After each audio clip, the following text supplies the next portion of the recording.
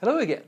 Dr. Bill Crawford here, psychologist, speaker, author, host of a couple of PBS specials, and this is one more in a series of segments I am doing that is designed to help you bring more clarity, confidence, and creativity to every aspect of your life. This particular segment focuses on dealing with difficult people in a unique way that is actually inspired by a quote from the 17th century. It's from St. Francis de Sales, and it says, "Those who love to be feared and fear to be loved, they themselves are more frightened than anyone." I love that because I think it really helps us look at difficult people and our experience of them in a very unique way. Because what I have found is that most people have a tendency to describe difficult people in terms of their effect on them. That person made me so mad, or that person really gets my gut, so to speak. Or they're so annoying, or they're so intimidating. It's understandable, and yet, when we describe difficult people in terms of their effect on us, then the only way we can change that effect is to change them. And have you noticed when we try to change them, they don't say, "Thank you for sharing, what a wonderful idea." So what I like about this quote is it begins to look at difficult people not in terms of their effect on us, but in terms of information about them, seeing them as frightened. Plus, I think the idea of being able to see someone as frightened helps us minimize their power in our lives. Now, I know it's not the typical frightened of shrinking in fright. But just think, they're afraid that we don't like them. They're afraid that we won't do what they say. They're afraid that we won't listen to them.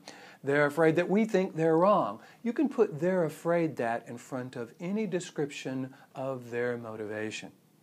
So truly they are frightened, and even more than that, they're coming from the frightened part of the brain, this lower 20% of the brain. And for those of you who've been following the development of my philosophy on life from the top of the mind, you know that is where fear comes from and is not where we want to create our lives from. So what I encourage you to do the next time you find yourself interacting with one of these difficult people is ask yourself the question, am I defining this person in terms of their effect on me or as information about them? And would seeing them as frightened help me engage them in a way or minimize their effect in my life in a way that serves me? I hope you find these series valuable. I'm enjoying bringing them to you. Underneath all of the philosophy is this concept of life from the top of the mind that speaks to how different aspects of who we are come from different parts of the brain. I've created a system that shows you how to access certain parts of the brain in order to access certain qualities and characteristics. And if you want to know more about that, you can go to my website, billcrawfordphd.com, and on the home page you can put your name and email address in, and you'll receive a series of videos that explain this entire philosophy to you. Also, if you like the quotes that you're seeing, you can subscribe to my weekly quotes. I have a series that's free where every week I send out one of my favorite quotes by both email and as a little video. And if you want to get that, you can also go to my website, click on the quote page, and sign up. I hope this has been valuable for you. I want to try to keep these videos short. I know we're all busy.